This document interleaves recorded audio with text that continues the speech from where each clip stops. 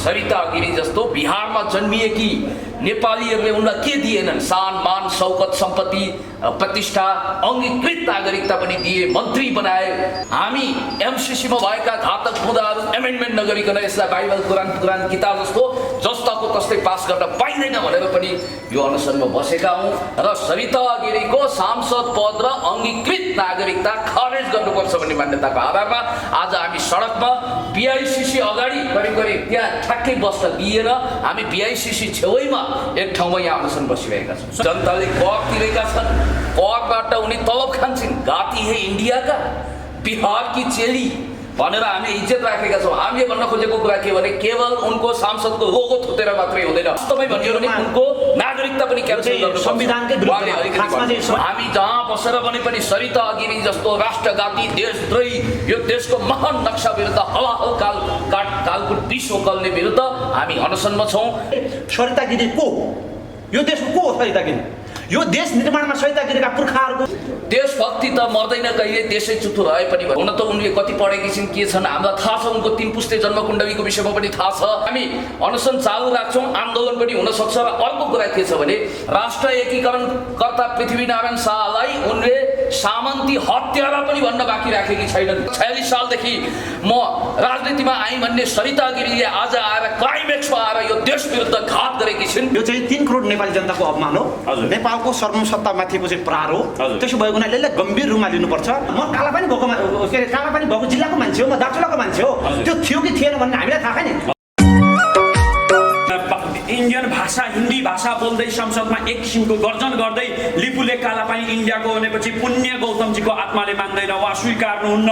एमसीसीको विरोध पनि खरो उत्रेका नेपाल कम्युनिस्ट पार्टीका सदस्यसम्म रहनुभएका पुण्य गौतम आजको दिनमा कुनै गल्ती गर्छ, चाहे सरकार होस् चाहे कम्युनिस्ट हो, एक स्वरले भन्नुहुन्छ म राष्ट्रको विरुद्ध कुनै पनि काम गर्दिनँ। पुण्यजी आम अनसन केका लागि धेरै धेरै धन्यवाद मिडियाकर्मी साथीहरू। हामी आजदेखि अनसन बस्दैछौँ किनभने यो देशभक्त समाजवादी सरकारले नेकपाले जुन 374 वर्ग किलोमिटर भूगोल करेक्ट बनाइएको थियो त्यसलाई समेटेर महान नक्सा जारी गरिसकेपछि त्यसैको निशाना छाप हिजो संसदबाट करिब सर्वसम्मतिले पास गरेको छ। र त्यो पास गरिसकेपछि तपाईँले पछिल्लो परिदृश्य के देख्न सक्नुहुन्छ भने आज अब 72 घण्टाभित्र त्यहाँ के संशोधनको प्रक्रियाहरू अगाडि बढ्ला। तर हामीले भनेको कुरा के हो भने गरिमामय संसदमा बसेर गरिमाहीन ढङ्गले यो महान राष्ट्रको भूगोल विरुद्ध हाम्रो national sovereignty territorial integrity independency विरुद्ध च्यालेन्ज गर्ने गद्दारहरू, राष्ट्रघातीहरू, देशद्रोहीहरू जसले कालापानी लिम्पियाद्वारा लिपुले नेपालको होइन भनेर बगावत गरिरहेकी छिन्। सरिता गिरी जस्तो बिहारमा जन्मिएकी नेपालीहरूले उनलाई के दिएनन्? सान मान शौकत सम्पत्ति प्रतिष्ठा अङ्गीकृत नागरिकता पनि दिए, मन्त्री बनाए। मन्त्री हुँदा घुसकाण्डमा मुछिएर उनको पद समाप्त भयो। बाबुराम भट्टराईले नि त्यतिखेर हटाए। आज उनी प्रधानमन्त्री राष्ट्रपति बन्ने गरी संविधान संशोधन हुनुपर्छ, अङ्गीकृतले पनि राष्ट्रपति प्रधानमन्त्री आदि इत्यादि पद होल्ड गर्नुपर्छ भनेर उनले लबिङ गरिरहेकी छिन्। र संविधान संशोधन त्यसरी गर्नुपर्छ भनेर एउटा नाग कन्या विष कन्या जस्तो भएर उनी अगाडि बढिरहेकी छिन्। हामी एमसीसीमा भएका घातक मुद्दाहरू एमेन्डमेन्ट नगरिकन यसलाई बाइबल कुरान किताब जस्तो जस्ताको तस्तै पास गर्न पाइँदैन भनेर पनि यो अनसनमा बसेका हौँ। र मलाई आशा भरोसा विश्वास छ मैले पाएको सूचना अनुसार देशभक्त समाजवादी नेकपाले त्यसलाई एमेन्डमेन्ट नगरिकन टेबल पनि गर्दैन र सरिता गिरीको सांसद पद र अङ्गीकृत नागरिकता खारेज गर्नुपर्छ भन्ने मान्यताको आधारमा आज हामी सडकमा बीआईसीसी अगाडि करिब त्यहाँ ठ्याक्कै बस्न दिएर हामी बीआईसीसी छेउमा एक ठाउँमा यहाँ अनसन बसिरहेका छौँ। सर प्रश्न के छ भने अर्को जस्तो यहाँको मागहरूमध्ये उहाँलाई चाहिँ देश निकालै हुनुपर्छ या संसद भवनभित्र बस्न पाउँदैन, कुन किसिमको माग छ त? तपाईँको अनसनको अन्तिम लक्ष्य प्राग के हो? हाती हे नेपालका जनताले कर तिरेका छन्, करबाट उनी तलब खान्छन्। गाती हे इन्डियाका बिहार की चेली भनेर हामीले इज्जत राखेका छौँ। हामीले भन्न खोजेको कुरा के भने केवल उनको सांसदको लोगो थुतेर मात्रै हुँदैन, थोली थुतेर मात्रै हुँदैन। त्यस्तो अभिव्यक्ति दिने वंशजको नागरिकता भएको मान्छेलाई त अनुसन्धान भएर नागरिकता क्यान्सल हुन सक्छ भने महान नेपालको झन्डा फेर्नुपर्छ, नक्सा फेर्नुपर्छ। Buddha was born in India भनेर 2013 मा ट्विट लेख्ने त्यस्तै गद्दार देशद्रोहीलाई वास्तवमै भन्यो भने उनको नागरिकता पनि क्यान्सल गर्नु संविधानकै विरुद्ध खासमा चाहिँ संविधान गौतमजीलाई प्रश्न गर्न चाहे। 1 मिनट सर, म तपाईसँग आउँछु। जस्तो यहाँको उद्देश्य भनेको संघीय संसद भवन अगाडि होइन, तपाईँको उद्देश्य बस्ने भनेको त्यहाँ हो। तर तपाईँकै अहिले अब सरकार त सबैको हो, तर कम्युनिस्ट पार्टीको सरकारले नि तपाईँलाई त्यहाँ बस्ने अवस्था दिएको छैन भन्ने हाम्रो बुझाइ हो। यहाँलाई के लाग्छ? अब यो त सेक्युरिटी कन्सर्नको हिसाबले पनि होला, धेरै कुरा सेक्युरिटी पोइन्ट अफ भ्यूबाट पनि धेरै कुरा आउला। त्यस कारणले गर्दाखेरि हामी जहाँ बसौँ जहाँ हौँ, यो मन त मेरो नेपाली हो भने जस्तै म तपाईँलाई स्पष्ट रूपमा के भन्न चाहन्छु भने हामी जहाँ बसेर भने पनि सरिता अघिमी जस्तो राष्ट्रघाती देशद्रोही यो देशको महान नक्सा विरुद्ध हलाहल कालको विश्व कल्ने विरुद्ध हामी अनसनमा छौँ। उहाँ हुनुहुन्छ सबैजना आउन सक्नुहुन्छ। सत्तागिरी चाहिँ नक्साको विरुद्ध मात्र होइन, यो देशको सर्वम सत्ताको विरुद्ध, भौगोलिक अखण्डताको विरुद्ध। तपाईँको यो सरितागिरीले नेपालको के अरे संविधानलाई परिचय दिनु होला मित्र। म नरबहादुर विष्ट, म युवा सङ्घको केन्द्रीय सदस्य हो होइन। तपाईँको चाहिँ यो सरितागिरीले चाहिँ हाम्रो चाहिँ तपाईँको नक्साको विरुद्ध मात्र होइन, संविधानका विरुद्ध, संविधानको बर्खिलाफमा उनले अभिव्यक्ति दिएको छ। त्यो तपाईँको चाहिँ अभिव्यक्ति मात्र होइन, नेपालको सर्वोच्च संसदमा नेपालको संविधानलाई चुनौती दिएको छ, नेपालको भौगोलिक अखण्डतालाई चुनौती दिएको छ, नेपालको सोभरेनिटीलाई चुनौती दिएको छ। तपाईँको चाहिँ हाम्रो नेपालको संविधानको मूल विशेषता भनेको के हो भने भौगोलिक अखण्डतासँग हामी सम्झौता गर्दैनौँ, सर्वोच्च सत्तासित हामी सम्झौता गर्दैनौँ, राष्ट्रिय एकतासित हामी सम्झौता गर्दैनौँ। यो हो नि त हाम्रो संविधानको विशेषता भनेको। तर यो संविधानलाई चाहिँ ठाडो रूपमा खुल्ला गैर जिम्मेवारी तरिकाले पुरै यसरी चाहिँ तपाईँको चुनौती दिएको छ सरितागिरीले। सरितागिरी को? यो देशको को हो सरितागिरी? यो देश निर्माणमा सरितागिरीका पुर्खाहरूको, सरितागिरीका चाहिँ तपाईँका चाहिँ बुवाहरूका चाहिँ बाजेहरूको के छ यो देशमा चाहिँ यो देश नेपाल निर्माण गर्नमा चाहिँ भूमिका? यो नेपाल निर्माण गर्नमा चाहिँ हाम्रा पुर्खाहरूले, नेपालीहरूका पुर्खाहरूले चाहिँ प्रत्येक ढुङ्गाहरूमा चाहिँ तपाईँको चाहिँ रगतका छिटाहरू, प्रत्येक ढुङ्गाहरूमा तपाईँको रुखका पाथरमा पसिनाका छिटाहरू बोकेका छन्। यो देश त्यतिकै निर्माण भएको होइन। पूर्वदेखि पूर्वदेखि चाहिँ पश्चिमसम्म यो देशमा चाहिँ हाम्रा पुर्खाहरूले रगत र पसिना बगाएर यो देशको रक्षा गरेको।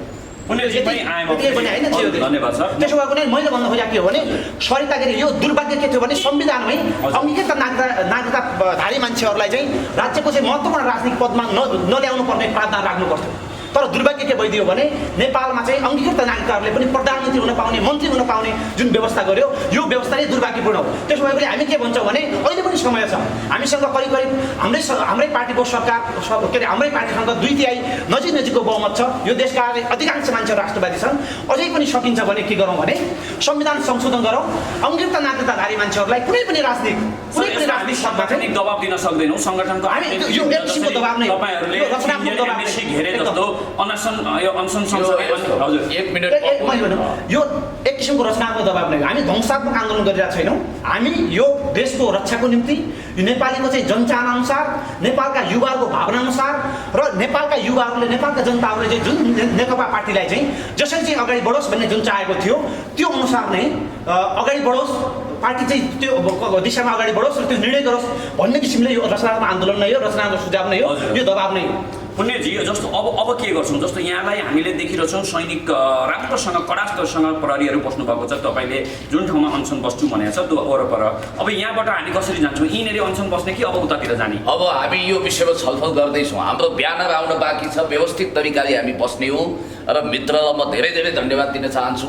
यहाँ धेरै साथीहरूको फोन आएको छ, हामीले यो एप्रोप्रिएट भेन्यू बताउन सकेका छैनौँ। जहाँ जान्छौँ त्यहाँ घेराबन्दी छ। हामी बाल फुर्किएर यहाँ आएका छौँ र म तपाईँलाई एउटा कुरा भन्न चाहन्छु, मनसा वाचा कर्मणा हामी देशभक्त हौँ। हामी कहीँ गएर त्यस्तो खालको उत्तेजक डेमोन्स्ट्रेसन गर्दैनौँ। यो सत्याग्रह हो। हामी अनुशासित तरिकाले प्रतिबद्ध भएर हामी यो अगाडि बढ्न चाहन्छौँ। तपाईँको पार्टी अर्थात् नेपाल कम्युनिस्ट पार्टीको सरकारले धेरै कुरा त्याग गरेको छ। आफूले प्रजातन्त्र, लोकतन्त्र सबैको अभ्यास गरेको मान्छेले आज एउटा सत्याग्रही, एउटा सामान्यभन्दा सामान्य अनसन कार्यक्रम पनि किन गर्दैन? होइन, गर्न नदिएको अर्थ नलगाउन सेक्युरिटीको पनि आएको हुनसक्छ, किनभने हामी खतराको घेरामा हुन सक्छौँ। त्यसकारण अहिलेसम्म हामीलाई के गर्ला भन्ने कुरो थाहा छैन। तर म तपाईँलाई भन्न चाहन्छु, गिरफ्तारी भए पनि नभए पनि हामी यो सत्याग्रह, यो अनसन चालु राख्छौँ। यसमा सरितागिरीका केही अपराध म तपाईँलाई बताइदिन्छु, फेरि त बताइदिन्छु। उनी नेपाली नागरिक हुन किन अयोग्य छिन्, अङ्गीकृत नागरिकता उनको किन खारेज गर्नुपर्छ र गरिमामय संसदमा उनी जस्तो अशोभनीय मान्छे, संसदको गरिमा नै समाप्त पार्ने मान्छे किन रहनु हुँदैन भनेर म तपाईँलाई केही कज बताउन चाहन्छु। नम्बर 1 उनले नेपालको उहाँले ठिकै भन्नुभयो national sovereignty territorial integrity independence विरुद्ध दावा गरेकी छिन्। म तपाईँलाई भन्न चाहन्छु pirates and imperium new and world media control understanding power जस्तो विश्वप्रसिद्ध कृतिका लेखक नोम चोम्स्कीले भन्नुभएको छ सबैभन्दा ठुलो नेतृत्वको इमान्दारिता भनेको देशभक्ति। देशभक्ति त मर्दैन कहिले, देशै चुतो रहे पनि भनेर बालकृष्ण समले त्यतिकै भन्नुभएको छैन। यो महान देश हो, यो महान देशको गरिबाला होच्याएकी छिन्। यो देशको 374 वर्ग किलोमिटर भूगोल समेटिएको नक्सालाई उनले ठाडै खारेज गरेकी छिन्। उनी नेपालको संसदमा भारतीय सांसद जस्तो भएर हलाहल विष ओकलेकी छिन्। त्यति मात्रै होइन, हामी असंलग्नता र पञ्चशीलतामा विश्वास गर्छौँ, नन एलाइनमेन्ट मुभमेन्टमा विश्वास गर्छौँ। हामी कुनै गुटतिर सैन्य गुटतिर ढल्किँदैनौँ, पल्टिँदैनौँ। तर उनले भारत र चीनको बीचमा रहेको एउटा भू राजनीतिक संवेदनशीलतामा रहेको हुन त उनले कति पढेकी छिन्, के छन् हामीलाई थाहा छ। उनको 3 पुस्ते जन्मकुण्डलीको विषयमा पनि थाहा छ। उनका काला कर्तुत्वहरूको फेरिस त धेरै छ। यहाँ एउटा भन्दैनस् न काला कर्तुत्व। म भन्दै जान्छु। र उनले नेपालको असंलग्न परराष्ट्र नीति र पञ्चशीलता विपरीत नेपालको जमिन 70,000 हेक्टर जमिन भारतीय विस्तारवादले करापझ्याप बनाएको कुरालाई नजरअन्दाज गर्दै त्यसलाई ढाकछोप गर्दै चीनले नमिचेको जमिन पनि मिचेको भनेर मित्र राष्ट्र चीनलाई नेपालको मामिलामा तानेकी छिन्। सांसद गङ्गा चौधरीले पनि तपाईँहरूको यो आन्दोलनप्रति हाम्रो सोलिडारिटी छ, संसदमा पनि आवाज उठाउन सक्छौँ भन्नुभएको छ। उहाँलाई धन्यवाद दिन चाहन्छु। यो देशभक्त समाजवादी सरकारले मलाई आशा छ उपेन्द्रजीले पनि उहाँलाई सकेसम्म करापझ्याप बनाएर कारबाही गर्नुहोस्, उहाँको फुरी थुत्नुहोस् सांसदको। होइन भने महाभियोग लगाएर हटाउनुपर्छ। त्यति भएन भने हामी अनसन चालु राख्छौँ, आन्दोलन पनि हुनसक्छ। र अर्को कुरा के छ भने निजगढ काठमाडौँ फास्ट ट्र्याकको उनले अत्यन्तै विरोध गरेकी छिन्। निजगढ अन्तर्राष्ट्रिय विमानस्थल हुनु हुँदैन भनेर षड्यन्त्रपूर्वक उनले लबिङ गरेको, त्यहाँ सेनाको एयरबेस राख्ने भन्ने झुटो कुरा गरिरहेकी छिन्। विकास विरोधी पनि हुन्। त्यति मात्रै होइन, म तपाईँलाई अर्को कुरा भन्न चाहन्छु। गौरवशाली नेपाली सेनाको डाउन साइज गर्नुपर्छ, सेनाको आकार घटाउनुपर्छ भनेर देशभक्तिपूर्ण सीमाको रक्षक सेना सुरक्षाकर्मीको पनि उनले अपमान गरेकी छिन्। नेपालका गौरवशाली संस्थाहरू ध्वस्त पार्ने अभियानमा छिन्। त्यति मात्रै होइन, जनता गभर्मेन्ट मदन भण्डारीलाई भुरे टाकुरे नेता भन्ने धृष्टता गरेकी छिन्, अपराध गरेकी छिन्। त्यति मात्रै होइन, बिपी कोइराला जस्तो प्रजातान्त्रिक आन्दोलनको एउटा मसिहालाई पनि उनले अपमान गर्दै भारतको काखपोल्टामा हुर्किएको एउटा मामुली नेता भनेर नजरअन्दाज गर्न कोसिस गरेकी छिन्। राष्ट्र एकीकरणकर्ता पृथ्वीनारायण शाहलाई उनले सामन्ती हत्यारा पनि भन्न बाँकी राखेकी छैनन्। त्यस कारणले गर्दाखेरि नेपालका हर राष्ट्रवादी इन्स्टिट्युसनमाथि धावा बोल्ने सरिता गिरी नेपाली नागरिक हुन अयोग्य छिन्। लक्ष्मण गिरीका कुरा पनि हामीलाई थाहा छ। बिचरा सोझा इन्जिनियर बहकिए रूपकी रानीको सौन्दर्यमा भुतुक्कै भए।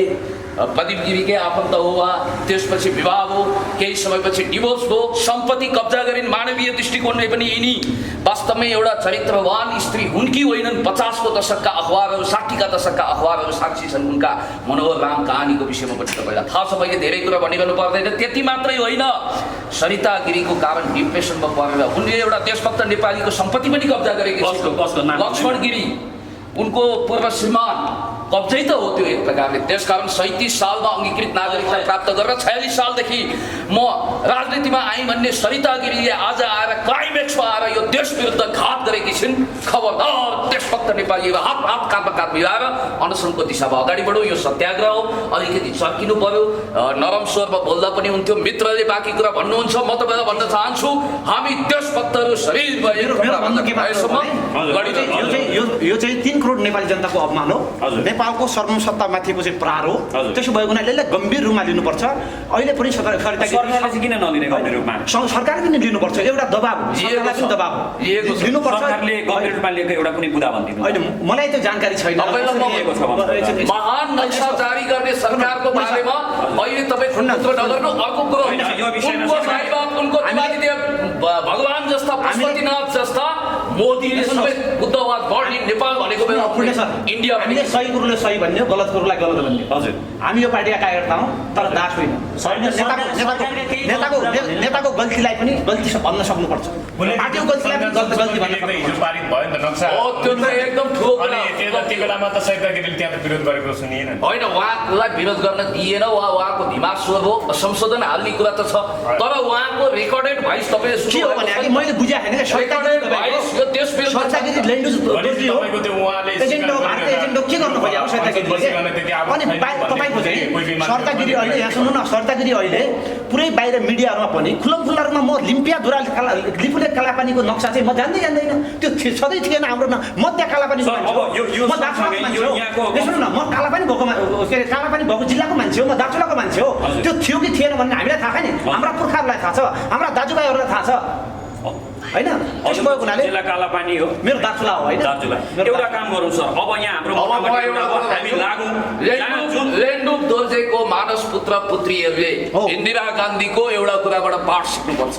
लेन्डुप दोर्जेले जब प्रजातान्त्रिक तरिकाले 2/3 भन्दा बढी मतका साथ देशको सिक्किमीकरण भन्छौँ नि हामी सिक्किमलाई इन्डियामा विलय गरिन् एउटा स्वतन्त्र राज्य समाप्त भयो हामी सिक्किमीकरण फिजीकरण मोरिससीकरण अफगानकरण हुन दिँदैनौँ र त्यतिखेर त्यो राज्य विलय गरिसकेपछि उनी मन्त्री हुन चाहन्थे केन्द्रीय मन्त्री त्यतिखेर इन्दिरा गान्धीको पिएलाई इन्दिरा गान्धीले झपार्दै भनेकी छिन् त्यसलाई भेट्न नल्याउनु त्यो गद्दार हो Lhendup Dorjee a renegade of his motherland should be probable renegade of our motherland India भनेकी छिन् उनले हाम्रो मातृभूमि भारतको गद्दार केही हुन्छ जो आफ्नै मातृभूमि सिक्किमको गद्दार हो भनेर यसरी भनेकी छिन् सम्भावित गद्दारको रूपमा चित्रित गरिएको छ यिनीहरू पनि कुडा कर्कट झारपत्कर जस्तो अहिले गरी न त कहिले कुडा कर्कट झारपत्कर जस्तो इतिहासको डस्टबिनमा फ्याँकिनेछन्। यो सँगसँगै हामी जुन ठाउँमा हामीले उद्देश्य बनाएका थियौँ अनसनको लागि त्यहाँ अब अगाडि बढ्नु हुनेछ होइन हामी आयोजकहरू आएपछि सल्लाह गरेर आउँछौँ अहिले तपाईँहरूलाई धन्यवाद छ। ल